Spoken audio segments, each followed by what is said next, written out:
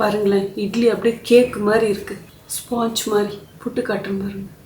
O my God, எப்படி இருக்கு பாருங்க, எவ்வளோ உள்ள மிளகு சீரகலாம் இருக்கு. சூப்பரா மணக்க மணக்க நம்ம ட்ரெடிஷ்னல் ரெசிபியான காஞ்சிபுரம் இட்லி ரெடி ஆயிடுச்சு. நம்ம காஞ்சிபுரம் இட்லி மிளகா பொடியும் ரெடி ஆயிடுச்சு. காஞ்சிபுரம் இட்லினால எல்லாரும் பிடிக்கும், ரொம்ப ரொம்ப ஸ்பெஷல். அது நம்ம ட்ரெடிஷ்னல் ரெசிபிங்க. வாவ், இப்படி இருக்கு பாருங்க அசல் Kanchipuram idli. Oh my god, அப்படி வெடிச்சிருக்கு பாருங்க. இட்லி பொடி இது மாதிரி செஞ்சு பாருங்க, எல்லா இட்லி தோசைக்கும் தொட்டுக்கலாம். இது வரைக்கும் நீங்க சுவைக்காத சுவையா இருக்கும்.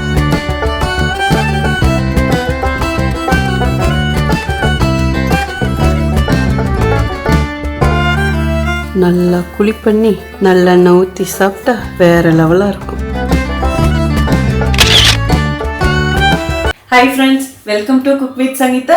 இன்னைக்கு நம்ம பார்க்க போறது காஞ்சிபுரம் இட்லி. ரொம்ப எளிமையான முறையில சங்கீதா ஸ்டைல செஞ்சு காட்ட போறேன். வாங்க எப்படி செய்யலான்னு பார்க்கலாம். நம்ம சேனலை யாரெல்லாம் என்ன சப்ஸ்கிரைப் பண்ணலையோ சப்ஸ்கிரைப் பண்ணுங்க.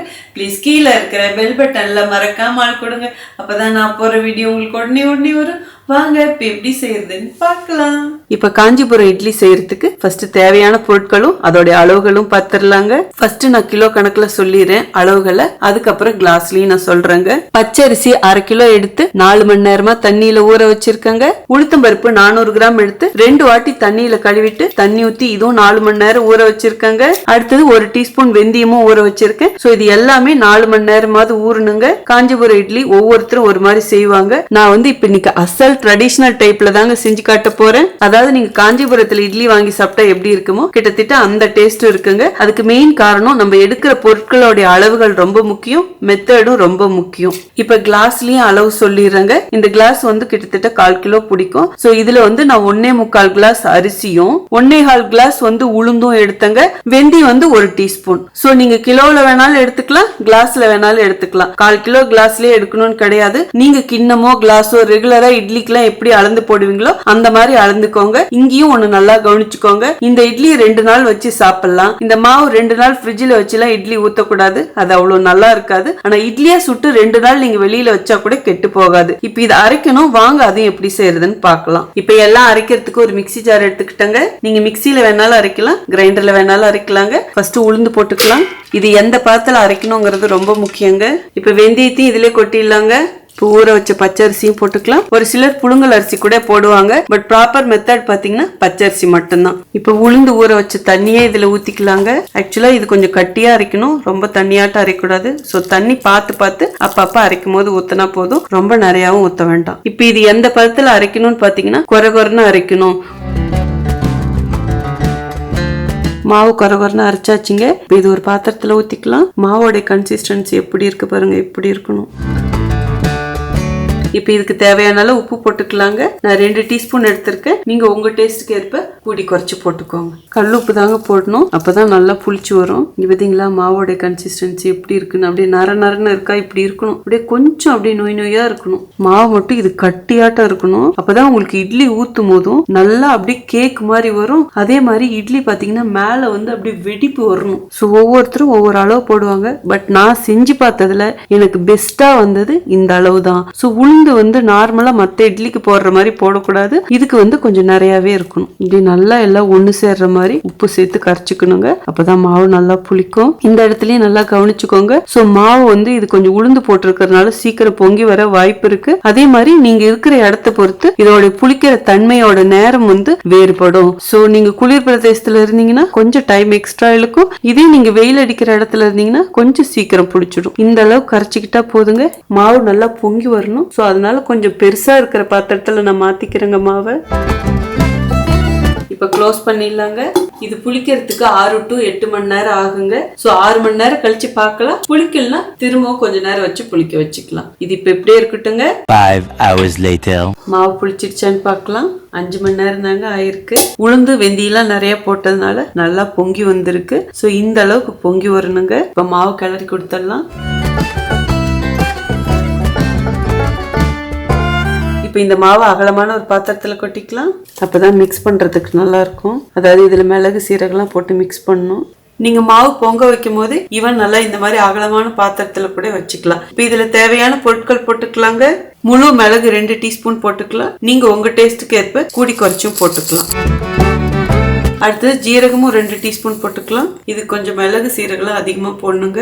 சுக்கு பொடியும் 2 டீஸ்பூன் போட்டுக்கலாம். அடுத்தது பெருங்காயமும் 2 டீஸ்பூன் போட்டுக்கலாம், அதாவது பெருங்காயத்தூள். உப்பு வந்து நம்ம ஏற்கனவே போட்டிருக்கிறதுனால நான் இப்போ உப்பு போடல. சப்போஸ் ஒரு சிலர் ரொம்ப வெயில் அடிக்கிற இடத்துல இருந்தீங்கன்னா அவங்க உப்பு போடாமையும் மாவை புளிக்க வைக்கலாம். அந்த மாதிரி டைம்ல நீங்க இப்போ வேணுங்கிற அளவு உப்பு சேர்த்துக்கணும். தேவையான அளவு கருவேப்பிலை போட்டுக்கலாம். நான் ஒரு 3 கொத்து போடுறேங்க. 100 ml கடலை எண்ணெய் ஊற்றிக்கலாம். கடலை எண்ணெய் நல்லெண்ணெய் ரெண்டில் எது வேணாலும் ஊற்றலாம். ஒரு சிலருக்கு நல்லெண்ணெய் ஊற்றினா அதில் இருக்கிற லேசான கசப்பு துவர்ப்பு பிடிக்காது. அந்த மாதிரி பட்சத்தில் கடலை எண்ணெயும் ஊற்றிக்கலாம். இதுவும் ரொம்ப டேஸ்ட் நல்லாயிருக்கும். ஒரு 100 ml ஊற்றணும், அப்போ தான் இது டேஸ்ட் நல்லாயிருக்கும். சீக்கிரமும் கெட்டு போகாது.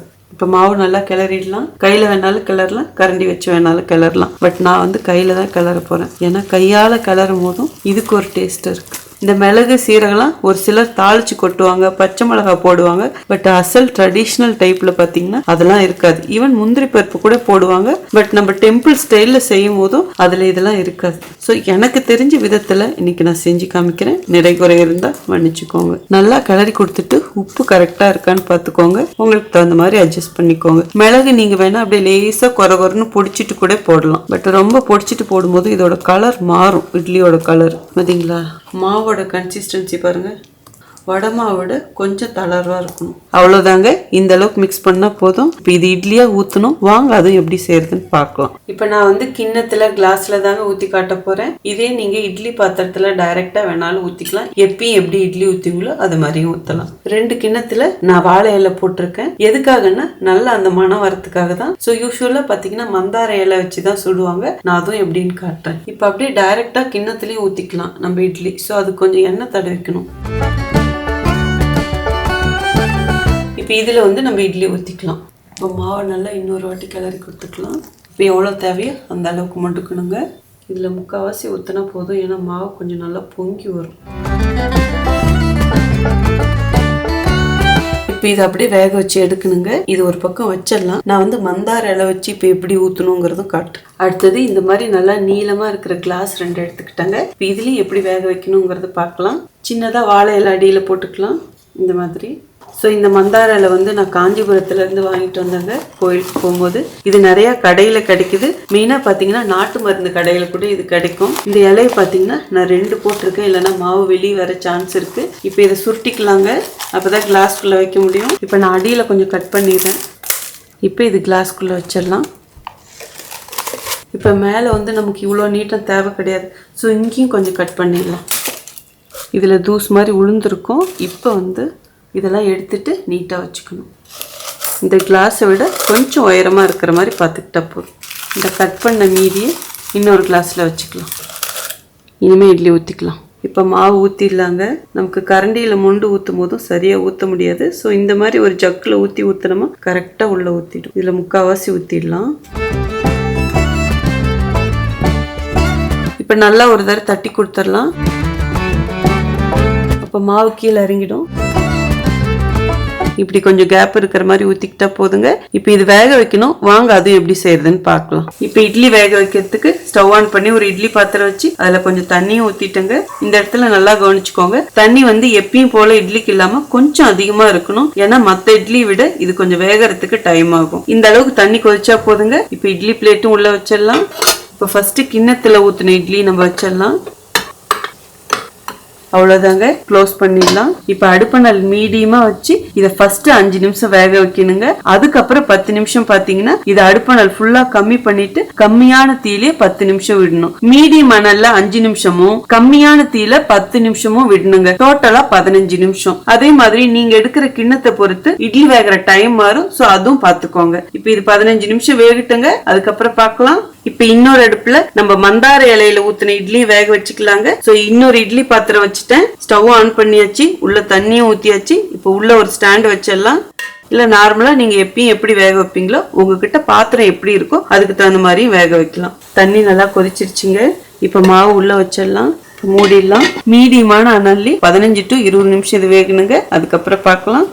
இப்ப காஞ்சிபுரம் இட்லிக்கு நம்ம மிளகாய் இட்லி பொடி பண்ணிக்கலாங்க. இட்லி மிளகாய் பொடி பண்றதுக்கு ஸ்டவ் ஆன் பண்ணி ஒரு பாத்திரம் வச்சுட்டாங்க. 1 கப் உளுத்தம் பருப்பு எடுத்து வச்சிருக்கேன். இதுலயே கொட்டிடலாம். இது கிட்டத்தட்ட 200 கிராம் வருதுங்க. நம்ம இதுக்கு ஒவ்வொன்றும் தனித்தனியாக தாங்க வறுக்கணும். ஸோ மீடியம் மணல்லி இது நல்லா செவக்க பொன்னிறமாக வறுத்துக்கலாம். இப்போ நான் செய்கிற இந்த இட்லி பொடியை சின்னவங்கள இருந்து பெரியவங்க வரைக்கும் சாப்பிடலாம். ஆனால் மிளகா மட்டும் பார்த்து போட்டுக்கோங்க உங்கள் காரத்துக்கு ஏற்ப. பாருங்க நல்லா வாசம் வருது, கலரும் மாறி இருக்கு. இந்த அளவுக்கு நல்லா பொன்னிறமாக வறுத்துக்கிட்டா போதுங்க. இது உடனே வேற ஒரு பிளேட்ல கொட்டிடலாம். இது நல்லா ஆறட்டும், அப்படியே ஒரு பக்கம் வச்சிடலாம். அடுத்தது 1/2 கப் கடலைப்பருப்பு எடுத்து வச்சிருக்கேன். இதுவும் கொட்டிடலாம். கிராம் கணக்கில் பார்த்தா இது 100 கிராம் இருக்குங்க. இதுவும் மீடியம் மணல்லே வறுத்துக்கலாம். கடலைப்பருப்பு லேசாக சூடாயிடுச்சுங்க. இந்த ஸ்டேஜில் 2 டீஸ்பூன் துவரம்பருப்பும் போட்டுக்கலாம். துவரம்பருப்பு போடும்போது நல்ல மனமும் டேஸ்டாகவும் இருக்குங்க. இதுலேயே 2 கொத்து கருவேப்பிலை இலையும் போட்டுக்கலாம். கருவேப்பிலை ரொம்ப அதிகமாக போடக்கூடாது, அதுவும் மிளகா பொடிக்கு சும்மா கொஞ்சம் தான் போடணும். நல்லா பொன்னிறமாக வறுத்துக்கலாங்க. இதை எல்லாம் லேசாக செவக்க ஆரம்பிச்சிருச்சு. இந்த ஸ்டேஜில் 50 கிராம் எள்ளு எடுத்து வச்சிருக்கேன், அதுவும் போட்டுக்கலாம். எள்ளு இருந்தால் கண்டிப்பாக போடுங்க, வாசனையாக ருசியாக ரொம்ப நல்லா இருக்கும். எள்ளு ஃபர்ஸ்டே போட்டால் வெடிச்சிடும். ஸோ அதனால இந்த ஸ்டேஜில் போட்டால் போதும். கைவிடாமல் கம்மியான நல்லே கிளறி கொடுக்கணுங்க. எல்லாமே நல்லா செவந்து வரட்டும். எல்லாம் நல்லா செவந்துருச்சு, எள்ளும் பொரிய ஆரம்பிச்சிருச்சு, கருவேப்பிலையும் நல்லா ட்ரை ஆயிடுச்சுங்க. இந்த அளவுக்கு வறுத்துக்கிட்டா போதும். இப்போ இதையும் ஒரு பிளேட்ல கொட்டிடலாம். உளுத்தம்பருப்பு கொட்டினதுலேயே கொட்டிக்கலாங்க. அடுத்தது மிளகா வறுத்துக்கலாங்க. இதுலேயே போட்டுக்கலாம். மிளகாய் 25 மிளகாய் எடுத்து வச்சிருக்கேங்க. அதோடைய காஷ்மீர் மிளகாயும் 5 எடுத்து வச்சிருக்கேன். இதுலேயே தேவையான அளவு உப்பும் போட்டுக்கலாங்க. நான் 1/2 டீஸ்பூன் போட்டிருக்கேன். நீங்கள் உங்கள் டேஸ்ட்டுக்கு ஏற்ற மாதிரி கூடி குறைச்சி போட்டுக்கோங்க. காஷ்மீர் மிளகாய் இருந்தால் போடுங்க, இல்லைன்னா பரவாயில்ல. ஜஸ்ட் அது ஒரு கலருக்காக தான். அடுப்பணல் ஃபுல்லாக கம்மியாக தான் இருக்கணும். அதே மாதிரி இது மிளகா பொடிங்கிறதுனால நான் கொஞ்சம் மிளகாய் அதிகமாக போட்டிருக்கேன். சின்ன பசங்களுக்குலாம் கொடுக்கறதா இருந்தால் கண்டிப்பாக மிளகாயை கம்மி பண்ணுங்க. நார்மல் மிளகாய் 25, ஏன்னா நான் எடுத்திருக்கிற மிளகாய் சின்னதாக இருக்குது, அதனால தான் 25 போட்டிருக்கேன். நான் முன்னாடியே சொன்ன மாதிரி நீங்கள் சின்ன பசங்களுக்குலாம் கொடுக்கறதா இருந்தால் ப்ளீஸ் கம்மியாக போடுங்க. இதுவும் நல்லா செவந்துருச்சுங்க. இந்த அளவுக்கு வறுத்துக்கிட்டா போதும். ஒரு பிளேட்ல கொட்டிடலாம். இதுவும் நல்லா ஆறட்டும். இப்ப அடுத்து கட்டி பெருங்காயம் வறுக்கணும். இதுல ஒரே ஒரு டீஸ்பூன் நல்லெண்ணெய் ஊத்திக்கலாம். நான் 15 கிராம் கட்டி பெருங்காயம் எடுத்து வச்சிருக்கேங்க. இதுலயே போட்டுடலாம். சின்ன சின்ன கட்டியா எடுத்து வச்சிருக்கேன். இப்போ இது நல்லா பொரிச்சுக்கணுங்க. நீங்க தூள் பெருங்காயம் போடலாம், ஆனா கட்டி பெருங்காயம் போடுற டேஸ்ட் வராது. கடையில வாங்கினா மட்டும் ஏன் அவ்வளோ ருசியா இருக்கு அப்படின்னு யோசிப்போம்ல. ஸோ அவங்க கட்டி பெருங்காயம் தான் போடுவாங்க. இதுதான் அந்த மிளகா பொடியோட சீக்ரெட். பெருங்காயம் நிறைய போடணும். அதே மாதிரி நம்ம எல்லாமே இன்னைக்கு ட்ரையா தான் வறுத்தோம். ட்ரையா வறுக்கும் போதும் நமக்கு ரொம்ப நாள் வச்சு யூஸ் பண்ணலாங்க. அதாவது வெளியிலே வச்சுக்கலாம், ஃப்ரிட்ஜில் வைக்கணுங்கிற அவசியம் கிடையாது, கெட்டு போகாது. இதே எண்ணெய் ஊற்றி வறுத்தமா கண்டிப்பா சீக்கிரம் சிக்குவாடை அடிச்சிடும். ஜஸ்ட் ஒரு 1 மந்த் தான் வெளியே வைக்க முடியும். பட் பெருங்காயத்துல இந்த மாதிரி கொஞ்சமா எண்ணெய் போட்டு வறுக்கும் போதும் நமக்கு ஒன்றும் ஆகாது, கெட்டு போகாது. இந்த அளவுக்கு நல்லா பொரிஞ்சு வரணுங்க, நல்லா செவந்தும் வரணும். இப்ப ஸ்டவ் ஆஃப் பண்ணிடலாம். இதுவும் பிளேட்ல கொட்டிடலாம். எல்லாமே நல்லா ஆறுட்டுங்க. அதுக்கப்புறம் பொடி பண்ணிக்கலாம். இட்லியும் வெந்திருக்குங்க. ஓபன் பண்ணி பார்க்கலாம். நல்லா சூப்பரா வெந்திருக்கு. இப்படி வெடிச்சாலே நல்லா வெந்துருச்சுன்னு அர்த்தம். இப்ப வெந்துருச்சான்னு பார்க்கலாம். ஒரு டூத் பிக் வச்சு இதுல ஒட்டாம வரணும். ஒட்டவே இல்லை பாருங்க. சோ சூப்பரா வெந்துருச்சு. இந்த அளவுக்கு வெந்தா போதுங்க. அவ்வளவுதாங்க. சூப்பரா மணக்க மணக்க நம்ம ட்ரெடிஷனல் ரெசிபியான காஞ்சிபுரம் இட்லி ரெடி ஆயிடுச்சு. இப்ப மந்தார இலையில ஊத்துற இட்லி வெந்துருச்சான்னு பார்க்கலாம். வாவ், இப்படி இருக்கு பாருங்க அசல் Kanchipuram idli. Oh my god, அப்படி வெடிச்சிருக்கு பாருங்க. இந்த இலையில அவ்வளோ மருத்துவ குணம் இருக்கு. அதாவது மந்தார இலையில அதுக்குன்னு ஒரு வாசனை டேஸ்ட் இருக்கு பாருங்க, அது வேற லெவலா இருக்கும். ஸோ சூப்பரா வெந்திருக்கு. இந்த அளவுக்கு வெந்தா போதும். ஸோ இப்போ ஸ்டவ் ஆஃப் பண்ணிடலாம். இந்த இடத்துலயும் நல்லா கவனிச்சுக்கோங்க. இந்த மாதிரி லாங் கிளாஸ்ல வேக வைக்கும் போது டைம் நிறைய கொடுக்கணும். அட்லீஸ்ட் 20 நிமிஷம் கொடுக்கணும். அப்பதான் நல்லா வெந்திருக்கும். அவ்வளோதாங்க, எல்லாமே ஆறிடுச்சு. இப்போ இது மிக்சி ஜாரில் போட்டு அரைச்சிக்கலாங்க. ஃபர்ஸ்ட் மிளகாய் வத்தல் போட்டுக்கலாங்க. பெருங்காயமும் இதிலே போட்டுக்கலாம். இப்போ இது கொரகொரன்னு ஃபர்ஸ்ட் அரைச்சி எடுத்துட்டு வந்துடுறாங்க. கொரகொரன்னு மிளகாய் அரைச்சாச்சுங்க. இப்போ இதிலே மீதி இருக்கிறதையும் கொட்டிடலாம். இந்த இடத்துல நல்லா கவனிச்சுக்கோங்க. ஒரு சிலருக்கு பொடி கொரகொரன்னு இருந்தா பிடிக்கும், ஒரு சிலருக்கு நைஸா பிடிக்கும். எனக்கு வந்து லேசா கொரகொரன்னு இருந்தா பிடிக்கும். ஸோ கொஞ்சம் கொரகொரன்னு இருக்கிற மாதிரி நான் அரைச்சிக்கிறேங்க. அவ்வளோ வாசனையா இருக்கு.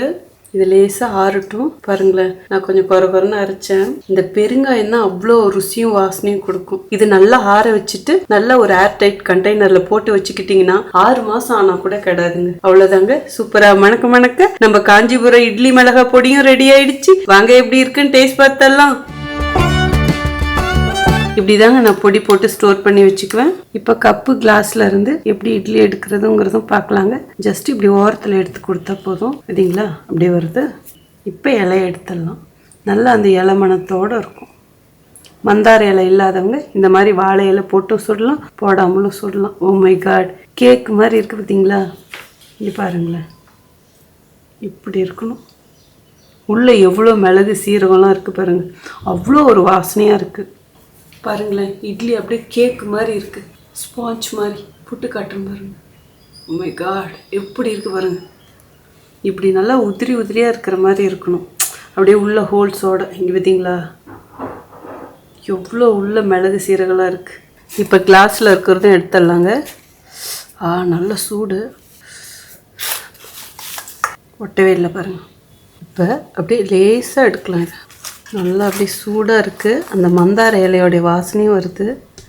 இந்த இலையோட மனம் அவ்வளோ சூப்பராக இருக்குது. கீழே இதையும் எடுத்துடலாம்.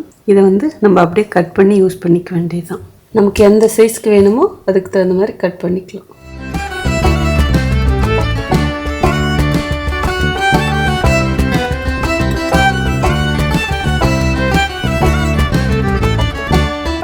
நல்லா குழி பண்ணி நல்லெண்ணெய் ஊற்றி சாப்பிட்டா வேற லெவலாக இருக்கும். அவ்வளோதாங்க. இப்போ டேஸ்ட் பார்க்கறதுக்கு முன்னாடி தேவையான டிப்ஸ் கொடுத்துட்றாங்க.